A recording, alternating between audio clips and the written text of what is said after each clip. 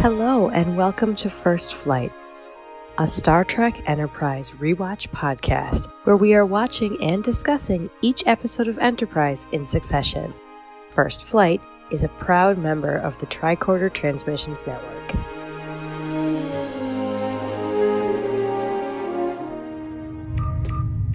This is Commander Tucker of Enterprise. We've got some information you're going to want to hear. Welcome, Enterprise fans. I'm your co-host, Abby. And I'm your co-host, Chris. Tonight, we are discussing Dawn, the 13th episode of Season 2. Dawn had a story by John Chabon and was directed by Roxanne Dawson. Woohoo! Yes. It aired on January 8th, 2003. But as always, before we begin our discussion, we need to issue a read alert. Tactical alert. All hands to stations.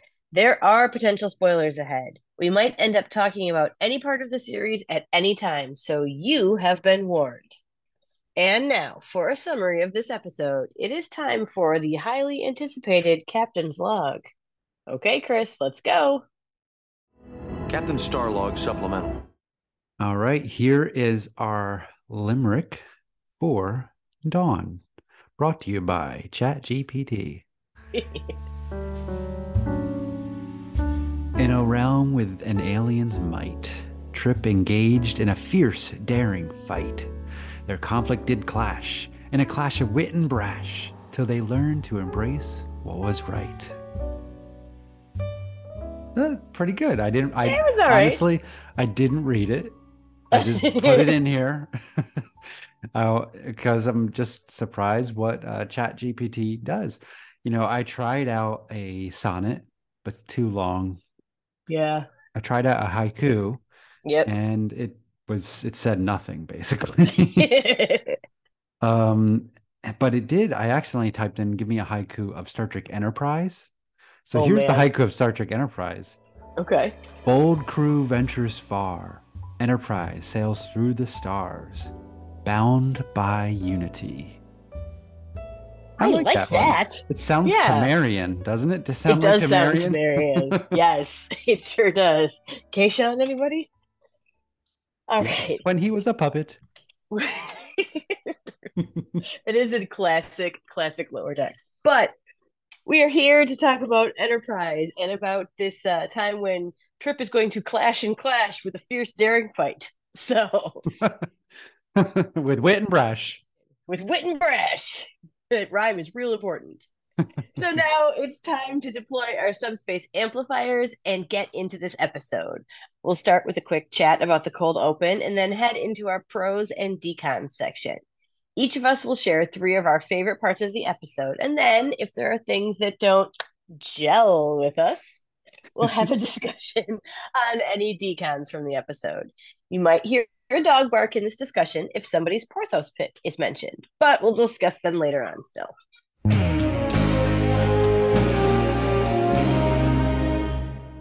Okay, let's get into this episode. And as always, we start with the cold open. That's your favorite part, Abby. So why don't you give us your thoughts on how this episode starts? Well, I really do like this one. And I have to say that there's been a couple of times this season and a couple more that I can think of coming up where we get to hear Trip doing an engineer's log or a personal log or some sort of, oh no, I'm crashed somewhere, making a log. And I really like hearing his logs because he gets all the vital information out. We know logs are plot exposition dumps in Star Trek. That's just a given. But he always makes them personal. Like he'll say, hey, Hoshi, you'd be proud of me. Or, hey, Travis, this. Or, hey, Captain. Like he's pointing out specific things that made him think about his crewmates. So when he's doing this log, he knows these are the people who are probably actually going to be listening to it. And he's calling them out and making sure they hear these interesting things. And it makes him seem more personable. And it makes him seem like these relationships with these people are way more present off screen than what we see. And that's really cool. And I like that. And I like that it starts off with, his humor and he's alone. He's got to be amused somehow. And then all of a sudden the change to that tense, this is not going to go the way I thought it was. And it was a good cold open. It got me intrigued. It got me excited and made me laugh. So what else can you ask? What did you think about it, Chris? Well, everything you just said, I really loved this continuation of the Trip Travis friendship, right? Yeah. And he's talking to Travis, but also, so in addition to what you said, I love that they've upgraded the autopilot on the shuttle pods. They test it in this complex gravitational situation between Mm-hmm. the moons of this planet. So that's a really cool idea. I do question the merit of having a one person away team. Yes. At this point, they should know. But yeah, otherwise, it was a really fun one, and get you right into the action and get you deep into this character. You're like, oh, it's another Trip one. Awesome. Chief Engineer's log supplemental. This turned out to be the perfect spot to test the autopilot upgrades.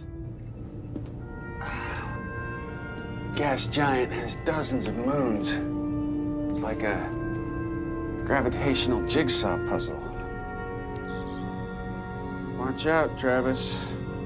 These modifications are working so well, pretty soon we won't need pilots anymore. Archer to shuttlepod 1.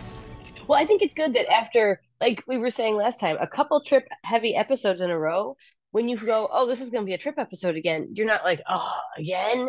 It's, oh, again. And that's a huge difference there and shows how well they've developed and made this character someone you want to spend time with. So, perfect way to start it out. It's like the other actors are getting huge vacations for weeks. And poor Connor Schneer is just deep in lines, just drowning every night, trying to memorize lines. And fight choreography. Oh my gosh, yes. Oh, we'll get into that.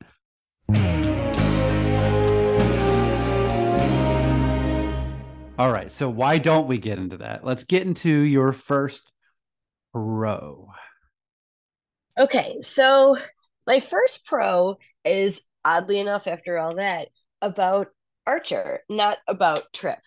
I like how we see Archer as a negotiator throughout this whole episode, because I feel like he is using skills he's gotten from other negotiations. He's using some of the logic like Vulcans do. He's really piecemealing things out, but he's doing a lot of passion. But he's also, you can almost see him when he realizes that the Arconians are militaristic and more aggressive and all this. He's puffing himself up when he's talking. He's straight backed. He's, looking down his nose at them differently than he would to somebody else. He's learned how to adapt and kind of change his negotiating style to fit who he's talking with. And you see this over and over again as he talks to the captain of the other ship. And even after he says, yeah, they helped us find you, like you're seeing these parts of Archer and this growth. And I like that we have those little scenes of him and the ship figuring out what's going on, talking to the other captain and all that. And you get to see that growth in him, because this isn't an anyone but Trip episode really, but that little moment really stood out to me the more I watched. You're on an unauthorized course. Leave immediately. And you are? Captain Katan Shah. I have orders to destroy any vessel that violates our territory. I'm Captain Jonathan Archer of the starship Enterprise. We weren't aware that this system was claimed by anyone. Turn your ship around. A member of my crew is missing. We believe he exchanged weapons fire with a small vessel. Was it one of yours? We sent a patrol ship to intercept your shuttle. We have also lost contact. Then maybe we can look for them together. Once we've recovered our crewmen, we'll be more than happy to leave. If your shuttle did encounter my patrol ship, your crewman is already dead. Either way, we're not going anywhere until we know what happened. Now, it seems to me we have a similar problem. 2 missing people and 62 moons. It'll go a lot faster if we use both our ships to coordinate the search. The sooner we get started, the sooner we'll be out of your territory. Oh, you're totally right. And when you were just describing Archer, how he adapts very well in negotiating situations like this, it makes me think of Admiral Forrest's comment about how humans have all these Yes. varied traits, and he can apply that in our interactions with other species. And Archer is the poster child for that ability of Yeah. humanity. So great pick. And that will kind of factor into one of mine later. Interesting. I'm so intrigued now. We have so much mystery surrounding your picks tonight. Ah. So start us off. What's your number one? All right, my number one is how Trip talks to Travis in the shuttlepod log and Hoshi in his final log. Like we already kind of touched on it in our opening, in the cold open, but this also includes the Hoshi conversation in his final log. And I just love that these characters are with him. Chief Engineer's log, supplemental. It's been 2 hours since we started signaling Enterprise. No response yet. The sun's not even up yet, and it's already hotter than hell. My sparring partner doesn't look too good. I can't be sure, but I don't think his species can sweat. For the record, I have learned one thing about him. His name's Zokan. Anything you want to say to the folks back home? Octo. That means bad. You'd be proud of me, Hoshi. I picked up about a dozen words in his language. A couple of them are real tongue twisters. You know, I often hear different people in my life speaking to me in my head, not for real, but like how they might respond. Like in my job, there's certain things I'm not allowed to talk about. So I hear my boss saying, stay in your lane in my head when I'm being asked certain questions. And, you know, you hear your parents reminding you things that they've said to you over and over again in certain situations, or your wife or husband. And so I love that wherever Trip is, he's bringing his friends with him. And he's having this conversation, and I like that, and I like the way you framed it too, that he's personalizing his logs.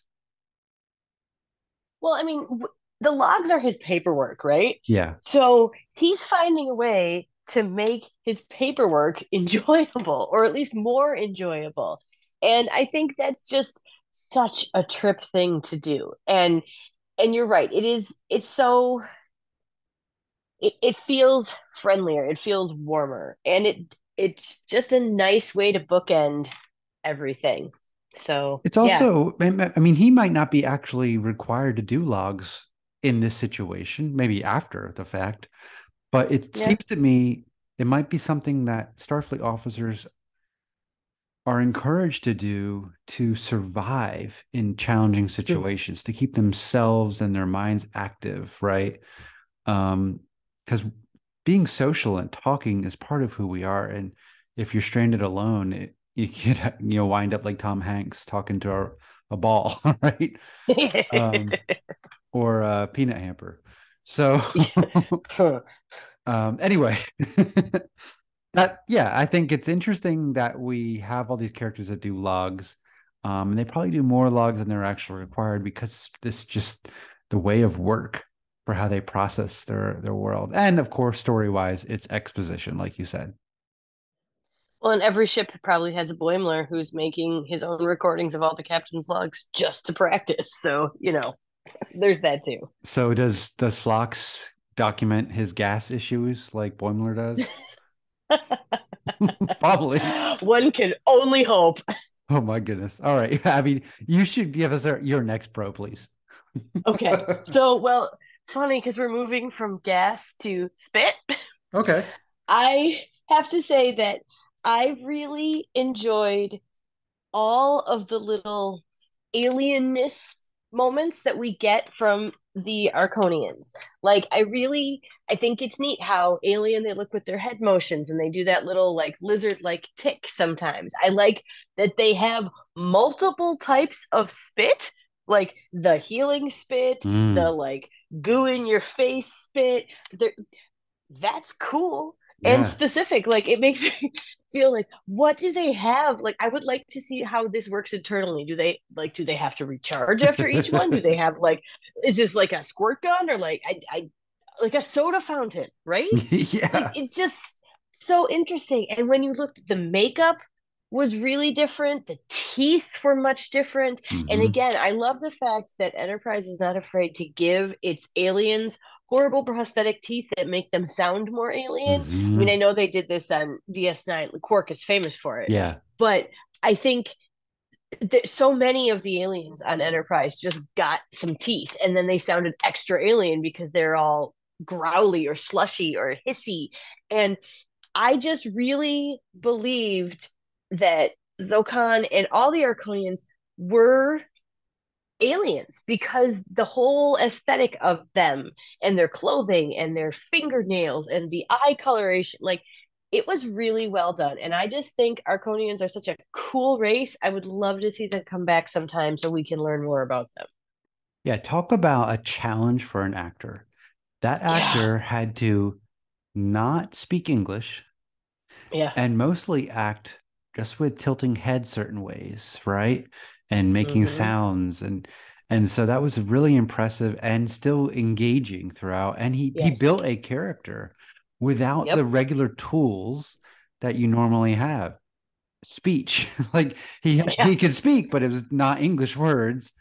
And he had to have all these alien type movements, like that head twitch, like you mentioned, was great. I also loved that the thing that you would expect anyone to need, any life form to need to survive in that environment, a canister of water.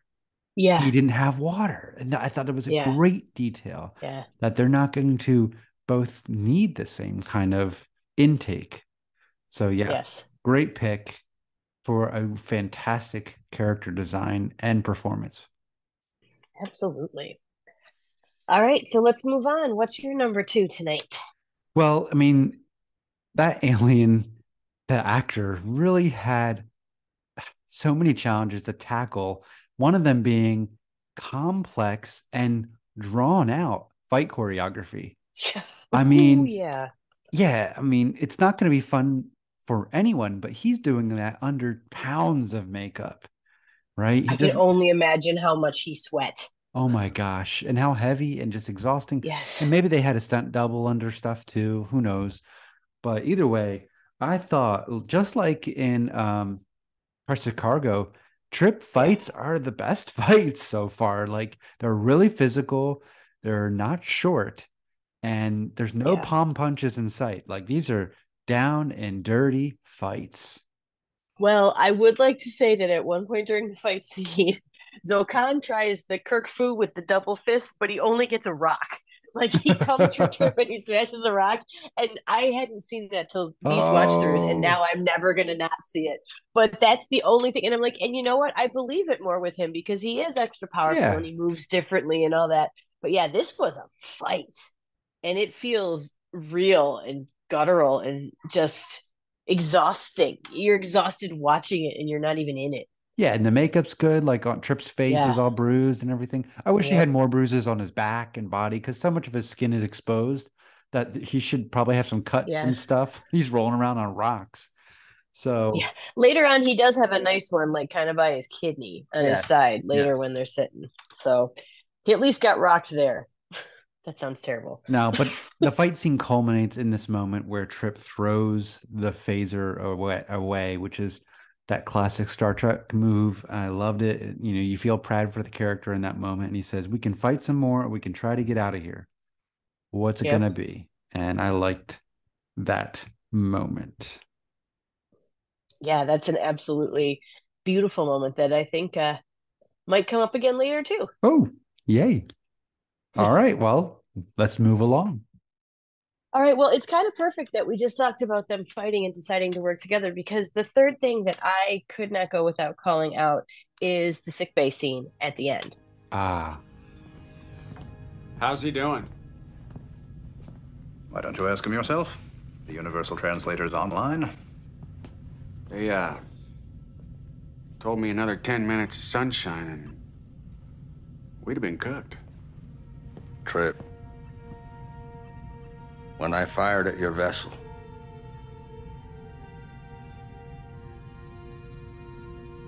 I'm grateful I didn't destroy it. That makes two of us.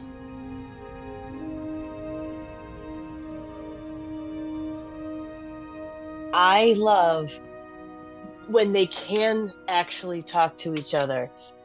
You can see how much relationship was built in this that they've endured together, and the understanding and the nonverbal still. And I mean, they're still the same each other, but for Zokan to be able to find a way to tell Trip, thank you, and this was meaningful to me too, without, he just says, I'm glad I wasn't successful in destroying your ship. And that's all they had to be said. And so much more came with it.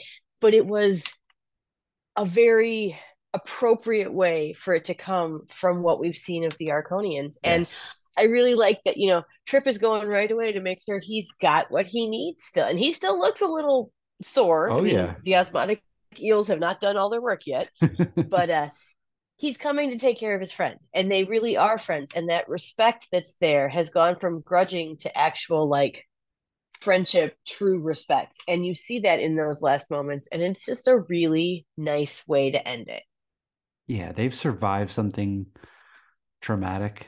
They both almost died. I do wish Trip was more sunburned in that moment. Me too. But maybe he's a Floridian, so he I don't know. But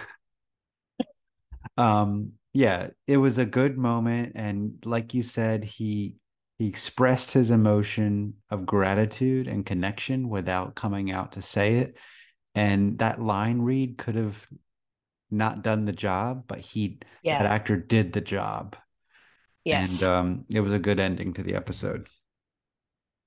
Yeah, he added the gravitas, and he still had the same kind of alien type pausing in there, but it was well done. It was a nice little chef's kiss on the end. Yeah, and I kind of like that he played with Trip at first, just naming the the food. It's very appropriate for their relationship. We're still going to poke at each other, even though we realize that we both saved each other. Yeah. All right, so after that lovely bite, what's your third pro tonight? Well, mine is T'Pol and Archer. I love how they're talking about the Vulcans and the Arconians and how that didn't work out, and the Vulcans kind of, interfering with that culture, and it didn't work out like it did on Earth, which is really interesting world building for just who the Vulcans are in space. But my main pick is about how T'Pol kind of congratulates Archer about how he's made more headway with the Arconians than the Vulcans ever did in 100 years. That's huge. And it gives you hints about where Enterprise is going in season 4. And the writers might have known kind of generally where they're going to the Federation, all that stuff. But I love that seed. And I just have to read the quote because I think it's a great quote. Paul says, "You managed to establish better relations in a single day than the Vulcans were able in a century." Yeah. And that's so T'Pol right there too. Just distilling it down to the most basic nugget, but it's truth. And for her to be the one to point that out to Archer, that's beautiful. And again, there's none of that tension that was so quoted a few episodes ago. They are growing in this trusting both friendship and professional relationship, and they are both seeing each other and each other's species as more than what they thought and more than what they expected. And that's so cool. It is. As the haiku said, Enterprise sails for the stars, bound by unity. Yes. Right? There you go. That actually is perfect for this situation. And this perfectly seeds the skills that Archer has for ceasefire, which is coming up soon. Yeah. Right. So he's kind of this bridge. Humanity is this bridge between these disparate species. And that's just a wonderful major theme of Enterprise that is revealed in this episode. This episode's not about it, but it is. Yeah. I don't think Well, about this episode when I think about, oh, which ones are about the Federation and forming that United Federation of Planets. But this is actually a big character defining world building piece for that kind of theme. yeah, I agree. I think this whole first half of season 2 into kind of the middle chunk feels like people give it so much crap for being uneven or boring, or and there are moments, and we've talked about them, Yeah. but there are so many seeds planted here and so many important small things that lead up to bigger things later, Mm-hmm. that it was just really smartly done. And when you're looking and thinking about it, you notice all that. And bravo, Enterprise writers, because I still say, that they had at least season long plans in a time when you didn't do season long arcs. Mm-hmm. So the good job. character development is incremental in small, minute steps. Whereas in like a 10 episode thing like Picard season 3, the changes are quicker and bigger. Yeah. Because there's less space and it's a lot more the drama's turned up more, right? Yep. And so in this, it's you have to be looking for it, but it's definitely there. Yeah, it's what makes our crew feel like people. Yeah, day in the life, like that you get. Like bad things happen in our normal lives, and then we don't go to work and say and tell everyone all the time over and over again what happened to me last week. We internalize it just like the characters would in reality on a starship. They wouldn't be dealing with their struggles and just talking about it to everyone on the ship all the time. Exactly. So I like that. It's kind of, there's again more Enterprise realism. All right. Should we go into the things that we didn't like? Yep. So it's time for those decons, the parts of the episode that just didn't gel with us. And Chris, I think you have a couple, so let's start with you this time. All right. I just have 3. Number 1, there are no phase pistols stored in the shuttle pods. Yeah. What? Come on now. Where are you, Reed? That seems to be on his long list of security upgrades for the ship, right? That seems like something to do. Where's Reed in this? Yeah. So that one. I was just going to say, I thought the same thing. Like, I was wondering, does he have nothing? I mean, why are you picking up? It's the hydrospanner again, or whatever it is. Like the big heavy engineering tool that you're probably not going to want to bend hitting it on some like alien with horns' face, because you might need it to fix that transceiver that's busted. So get something else, and or get a rock, throw a rock at him. Like it works later on. So yeah, I thought the same thing. And then in a similar vein, no universal translator or communicator brought with you. You have 17,000 pockets, right? Yeah. We brought communicators to an alien world that we shouldn't be contaminating. Why aren't we bringing communicators on a shuttle? These are just standard procedures that haven't been invented yet. But I think it does stretch your imagination that they wouldn't be invented at this point.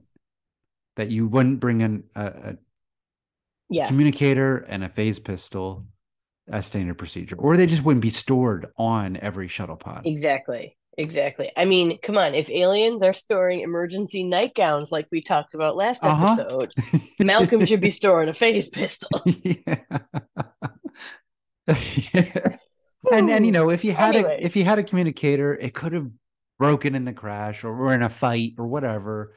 I know they couldn't have that translator, so they could have that, Darmok kind of story going on between them, which I liked.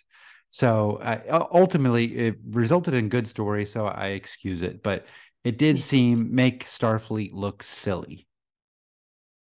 Yeah, I agree. So my last one is that the set sometimes looks pretty darn fake. There's a couple styrofoam rocks in this one, real obviously. I've gotten accustomed to those in Star Trek for years, so that one didn't bother me. But there's some scenes where it seems like they just ran out of backdrop, and then it's just stops the straight line, the backdrop of the rock stops, straight line, and then you have just the TOS backdrop sky. Very much TOS. It's even kind of greenish sometimes. Yes, in a Yeah. gradient, right? In this kind of Yes. green orange gradient. And I'm like, whoa, this is going back to the classics here. And it did pull me out sometimes. But ultimately, you're watching Connor Trinneer on screen, so your eyes go there. The performances are strong, so your eyes go to those two actors doing their thing. So it didn't ruin the episode for me. It didn't take any points off, but I did notice it. And so that's my only decons. Nothing about the story really, besides the lack of phase pistol and communicator. But I think a pretty solid story overall. So what were your decons? Okay, so mine are more of these like practically things, kind of like yours too. So let me go to your why don't they have any stuff? Once they find out where they are and they're sitting there and they're like, we can beam you up, Trip, but we can't beam him up. And he's like, no, no, no, I'm staying. Could they not have beamed down some water?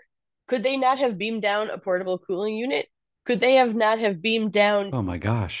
a universal translator? Like anything that would have helped them instead of just letting them sit there and suffer? I mean, even if it didn't all come through, let's send down a bunch of survival kits. Send down a giant block of ice, for God's sake. It'd melt in half an hour.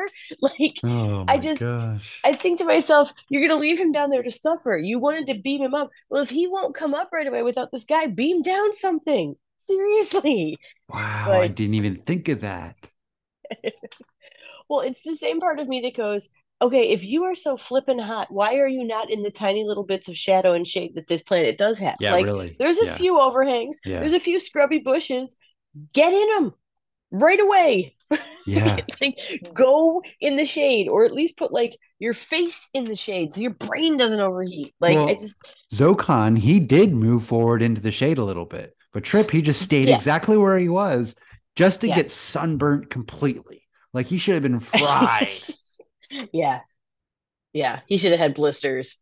Oh yeah. But okay, and here's the last thing, and this is again is not about the story or the acting or any of it, but is Okan really dehydrated if he doesn't sweat? Like, where's the water going? Is he just overheated, or is he dehydrated because he used all his magic spit up, and then all of his brown goo or whatever he drinks, the Toscana, does that refill his little spray sack? Like, I don't know. Oh. I mean, because if he was cold blooded, this is a gradual change.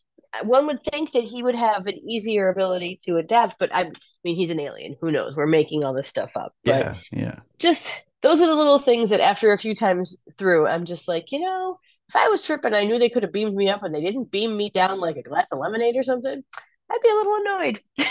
Well, and why couldn't I mean, this is in TNG, but I can imagine I guess they can't generate force fields around the transporter pad. But I can imagine them beaming Trip up, then beaming the alien up, and changing the environmental controls or settings for Mhm. just that Yeah, area and slowly yeah, change the atmosphere over yeah, time to get it back to normal. yeah. But that would have been a very long episode without And the not so exciting. yeah. So yeah, I mean that is amazing that they could have just beamed down supplies, yeah, or like reflective paneling, or a Yeah. tent or something, blankets, reflective stuff. Yeah, yeah, good, great decon, great decon. That's just me being practical. Well, that's you, the camper, right? Yes, yes. For sure. All right, so let's move it back after we've talked about some of those little plot hole pieces, because we've come to the time where we discuss our favorite parts of the episode, our Porthos picks. And we didn't have any barking dogs yet. We had some discussion of possibly getting close, but seems like we have a few more great moments to discuss. So, Chris, what is your Porthos pick for this episode? It's the Star Trek moment. For me, the Star Trek moment is when Tucker is about to like just kind of pass out and he's listing all the amazing things he's seen. Some of my favorites were the bloom of Agasoria, and I hear that Yes, I hear that in Phlox's voice, right? Flox's voice. Gorantonia Agasoria. Metallus Prime, right? Hmm. Yeah, anyway, all those things that he's been describing. And I love the moment where he also says that he got pregnant once. That's good. Yep. But the Spend the main, night with a princess. yes, yes. So it's great. Like, this is that serialization, that light serialization we've been talking about. The episodes Hmm. do remember that previous episodes happen. And I appreciate that. But the main part of his speech here that I really latched onto was this. He said, "Now there's a story." I'm sure you have stories too. That's why we chose this life, right? See things we've never seen before. Hell of a ride, though. Hell of a ride. That's Star Trek. Yeah. Yeah. That is Star Trek, to go out and expand your story, right? And join your story with others out there. And that's Star Trek, described in this very down-to-earth Trip way, right? Only Trip would say it this way. And I loved it. It's a beautiful pick because that is a beautiful moment. And it's funny for him to think, oh, the captain's going to bust me back down to steward. Like, he knows it's not going to happen. And he knows that Zokan can't even really understand what he's talking about, but he still feels that need to bare his soul almost. And it's so human. And it's so beautiful. And it kind of flows right into my Porthos, if you'll indulge me. Do it.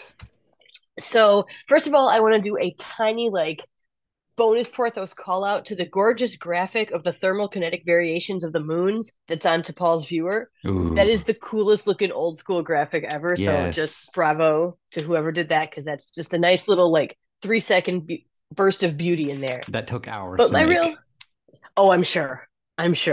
So kudos to that designer. But my Porthos really is for Trip's unending hope and positive outlook. I mean, let's think about the last few things we've seen happen to him. And we know there's time that goes by in between, but he's been kidnapped and landed, crashed on a planet with people who are hunting him and the person he's with. The person who he's with hit him with a hammer first thing, right? So there's some aliens that we had some issues with. He's been hunted for the stowaways that are by his ship that he was trying to help, who are cooking on his plasma manifold, right? Yeah. He's doing all this kind of stuff. Like, we've had a repair station try to eat his friend this season. He got accidentally pregnant last season. He can list all these things that are not necessarily the best things, like his whole speech there, but he still tries every single time to talk first, to work together. He throws that gun away twice. He is not giving up on this. And it goes back to what you were saying, we can fight some more, or we can try to get out of here. That is so Trip. And we know that the end of this season is going to change him forever, and it adds a layer to Trip. So this is one of those moments where you see this. He's seasoned. He's a lot more seasoned than he was previously. He's been through stuff, but the core of him is still this hopeful, positive. There are good aliens out there. We can make this work. Cooperation and exchange of ideas and information and all that. And that is just really who he is. And even with everything that happens this season and beyond, that never goes away. And that is one of the reasons that Trip is always the heart of Enterprise for me. And he's the Miles O'Brien here, but he's the always persistently optimistic Miles O'Brien. He's going to find the bright side in all the situations. Yep. So yeah, well said. Great pick. Accessing library computer data. Here on First Flight, we love trivia and behind-the-scenes tidbits. So we pick a few to share about each episode. So why don't I start tonight, Abby? Okay. So I was watching the episode, and as I've said, like some of these episodes I haven't seen for many years, perhaps decades. And Dawn is one of those. So I was going in like, oh, all right, I have a vague idea about what this is, but I'm excited for new Star Trek, quote unquote new. Mm-hmm. And when that little ship comes in to attack Trip, I'm like, oh, okay, who are these guys? When the bigger ship comes, I'm like, all right, it's the Tellarites. Because it was definitely a Tellarite ship. And then when Mm-hmm. it's not the Tellarites on the view screen, I'm like, what? What's going on here? So that's my trivia. These alien ships, they're the Tellarite ships. I'm just repurposed here. And in the great tradition of TNG, where they just reuse ships constantly all the time for different aliens, they did it again here with the digital models, but that's cool. It's kind of just classic Star Trek move to save some money. But I like that starship design with kind of like the flat and thinned out, almost half spherical Yeah. front, and then the Yep. upright vertical engines in a row, in a column, actually. That's really cool kind of shapes. That's something different in the Star Trek, gallery of starship designs. And so I've already always appreciated that starship design. I kind of want one. Yeah, it's a really distinctive design for sure. And now every time that pulls up when I watch this one, I'm gonna be like, I know what Chris is thinking. I like that. Yeah. So what's yours? So speaking of classic moments, and this is a part of this episode that I have always loved, and it makes me giggle every single time. Trip uses that part of Mary Had a Little Lamb as part of his recording when he's distracting Zokan. And this was, up until 2008, what was thought of as the very first recording ever of a human voice because Thomas Edison recorded this poem. And up What? until we found, yeah, isn't that cool? So this goes back in the history of sound and recording and has so many layers there. And I just think that's really fun. And I think it's hilarious because when you first watch this episode or rewatch it again, you think he might actually be talking, or you think he's going to distract him, but he's going to keep telling him something, and you realize he doesn't have to tell him anything. He Yeah. can say Mary has a little lamb, and that's hilarious. Like, Yes. and it's funny that that's what he goes back to, way back to like grade school, and I find that funny, and I think it's neat to have that little callback to the first recording. Absolutely. That's a great pick. And yeah, I did laugh at that moment too. I was like, oh yeah, he can say anything he wants. Mm-hmm. I kind of wish he had a harmonica in his one of his pockets. We're sitting around a fire. He just, Yeah, busts out that jaw harp. no. Okay. All right. So on that note, it's come to the time for our final thoughts and grappler ratings. And we've obviously had fun discussing this one, and there's a lot in it, more than either of us thought, I think, upon setting out for this one. So, Chris, on a scale of 1 to 10 grapplers with half grapplers possible, how do you rate the episode? Gosh darn it. Like, I have so many more pros that I'd like to talk about, which is a Yeah. good indication of a great episode. Um, damn it. That's one of the things. I think I love That that is that little joke. so funny. Yeah, Yes. yeah. So anyway, my score is a 7.5. It's just a solid episode. It's not mind breaking. It doesn't, break the mold of Star Trek. You kind of know what this episode is going to be from the moment they clash on the planet. You know this is going to be a Darmok. This is going to be the enemy from TNG. Mm-hmm. Um, which both are very strong episodes, and this gets close to their level. So 7.5 for me. That's interesting because I was sitting here and I've been debating for days, like where I think that this one is going to end. And I sometimes kind of give myself a range on my notes. And then after we talk, I decide one way or the other. And there are more pros on my list too that I'm like, oh, I didn't get to that one or that one or that one. So, like, please share if you have something we didn't touch on here because obviously we did too. And I have to say, I usually watch the episodes 4 times before we do this. Mm. And sometimes on some episodes, by the time I get to 3 or 4, I can find myself getting distracted. But Mm. I wasn't when I Mm. watched this one again. Like, I really, there was something about it that keeps drawing me back in. I never found myself wandering off. Or if I did, it wasn't during the scenes on the planet. So, like, Mm. that speaks to the powerful dynamic of the two main characters in this. And so, I was going back and forth, but I think I'm giving this one an 8 because the more I think about it, the more I like it. And I really have enjoyed finding all the little things that lead to later on in this one that I hadn't seen before. So this one is a solid 8 for me. I would go back and watch this one again, even after watching it a bunch recently. So that's a good score. Yeah, I mean, I think this is going to be similar to Marauders for me. Yeah. And Yep. Marauders was a 7.5 for me too, and I think it could go up now. But um, yeah, I think it's just solid. It doesn't break the mold of Star Trek. So 7.5 for me, 8.0 for you. It's a good score.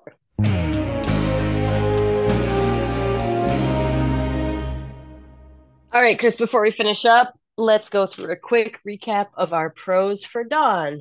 Run us through your picks, please. All right. Number 1 is when Trip talks to Travis and Hoshi in his logs.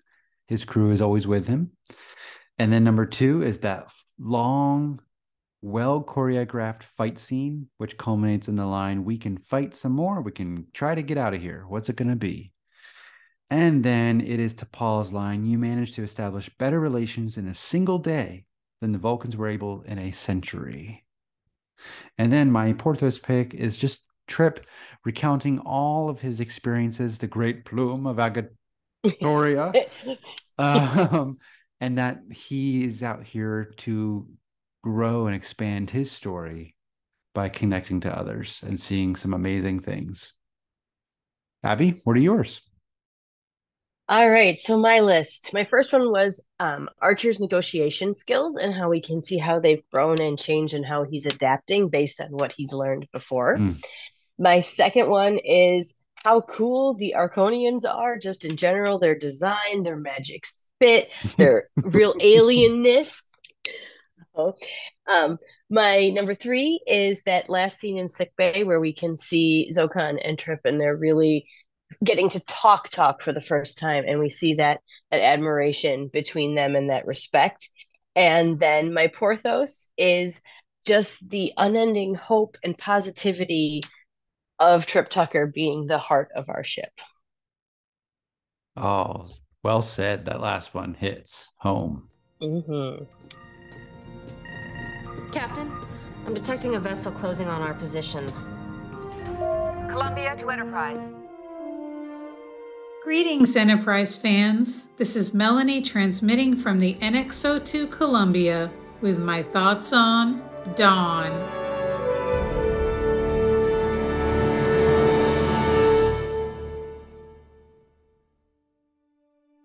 I've always really loved Dawn. Yes, it's a trope or a theme that we've seen before in other shows and in Star Trek, where alien enemies come together and work together. But you know what? I don't care. I love it. I think it's a really good episode, and I really like the way Trip handles things in this episode. My Porthos's pick is when Trip refuses to leave Zokon behind, and Archer, who knows his friend well, doesn't even really try to talk him out of it or force him to do it right away because he gets it. He knows Trip, and he understands in the moment what's going on. And I just think it speaks so much to Trip's character and integrity, and I just love that. I really appreciate the connection that Trip and Zokon develop during this episode. While the Arconians, including Zokon, still have that wall up and still maintain their style and personality of kind of being apart while still having the friendship underneath. I found that interesting and very well done. And of course, I have to mention T'Pol's dialogue at the end when she says, "You've made more progress in one day than the Vulcans have in a century with the Arconians." Great, great stuff. I'm giving Dawn 8 out of 10 grapplers. And until next time, my friends, take care and live long and prosper. Columbia out.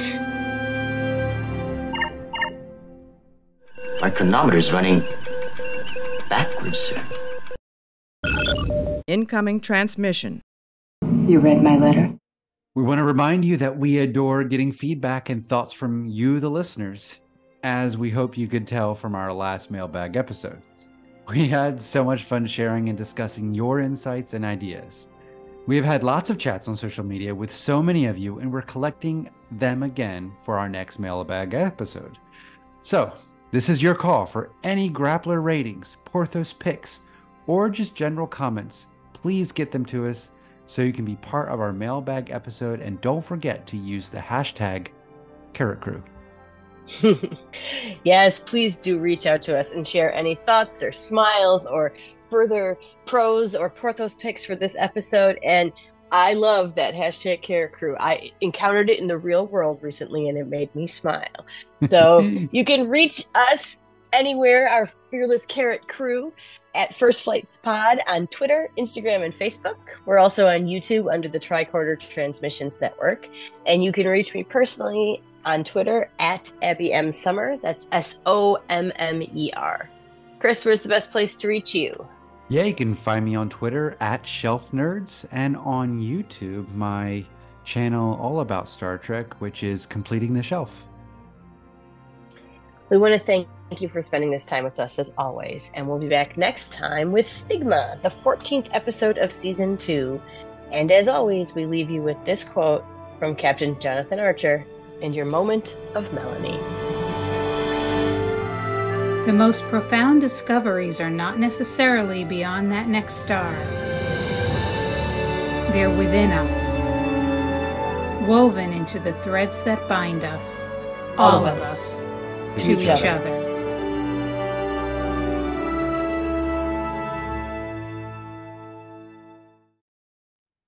Did you pick a trivia? I'm scanning. Oh, I didn't yet. Okay. Well, and if you pick one now, then that might change how I talk about something earlier on. Because, like, if you want to do the one about Trip and all the different cool places that he's seen and been and all that, which is really cool, all the, like, callbacks to other Enterprise, then I will not mention it. I will not do that one. Okay. There's a reason. Okay. But I have one that's not even on here, so cool. Go for it. Throw that in there. Yeah. The Argosian ship. Arconians? What were they called again? I forget. I gotta pull up my other notes. Let me look at my notes. Arconians. Their ship, it's the Tellarite ships. Same exact design. You're right. So when I saw, because I don't remember this episode watching it this time. When I saw them pull on screen, I'm like, oh, it's the Tellarites. Okay. Wait, it's not the Tellarites. What?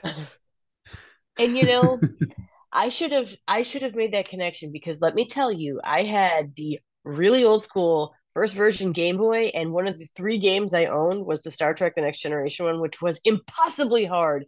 And one of the reasons was you got to this stupid Tellarite ship and everybody ran around and you could never get a lock to beam them off and you'd always blow up. And I must have seen that Tellarite ship granted, this is old bit graphics. I was going to say, is it the same design? Times. Yeah, same design. So why that didn't connect with me? Wait a minute. I thought that design was made exclusively for Enterprise. That's really cool. Yeah. Now I'm going to have to go down a deep dive of that. That game was so hard. That was so hard. And I remember the highest, because you could put a code in, because, this was back when it 8 batteries. So you couldn't just like leave it on or save it or anything. So you would get a code to unlock. Like first you were ensign, and then you were lieutenant, junior grade, and then lieutenant commander, captain, or commander, captain, and then admiral. And I never could get past the lieutenant commander, of which I remember the password still was Tomalak, which I love. Love it. But I know, but I could not get past that. And I don't know, I didn't have enough time or batteries. So. Oh my goodness. That's crazy. Old school nerd.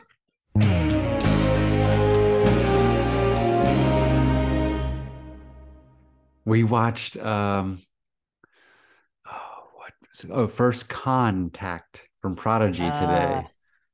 It's a good one. Just a classic Star Trek. It's cool It ideas. is, but the funny thing is that, and she shouldn't have seen it, but when Picard was on, the one where Rafi beheads the nasty Ferengi, or Worf beheads the nasty Ferengi, saving Rafi. Yeah. She walked past and saw that part, Oh. my littler one, and she did not like that this Ferengi was mean to Dal. His mommy was not a good mommy. He was mean to Dal, and then he saw that Ferengi, and then so now she thinks like all Ferengi are bad Ferengi. So I'm like, no, we need to do Ferengi rehab with you. Yeah. Not all Ferengi are bad Ferengi, but like she doesn't want to have anything. That's the one she doesn't want to rewatch. She doesn't like it because mommies aren't supposed to be mean to their kids. Yeah, that's I'm tough. like, oh, honey. Yeah. I know. Like, it's not all Ferengi, I promise, but yeah, I could see a kid have an emotional reaction to that. That makes sense. My kids didn't position her in the position of mommy. But yeah, I could see that. What a great show. It truly is. It truly is. And so much fun. I've accidentally did a season 3 rewatch of Lower Decks in the past week or so. It's it just keeps happening. What's so funny is okay, remember a couple episodes ago we talked about doing the whole Borg succession, where you do Best of Both Worlds 1 and 2, and then Family, and then Endgame, and then Vox and The Last Generation. Well, I've done the first 4 or 5, however you count Endgame as parts 1 or 2 in there. I've done those ones, and now all I have left is the Picard 2 that might, not tonight, but maybe tomorrow, are going to be on deck. And it is just as cool as we thought it is to see all these through lines of the Borg and the Borg Queen. Oh, it's so cool. Well, you know what you gotta put in let Sleeping Borg lie before the Picard. Ha! That's really true. Right? I'm totally doing that. Yeah. That's what I'm watching tonight, because that one's short too. I always wonder, did Dal and crew wake the Borg up enough for them to enact this plan? Oh, I love Star Trek. It's interconnected if you want it to be. Exactly. If you don't want to see all that, you don't have to. Yeah. Smart people making smart media.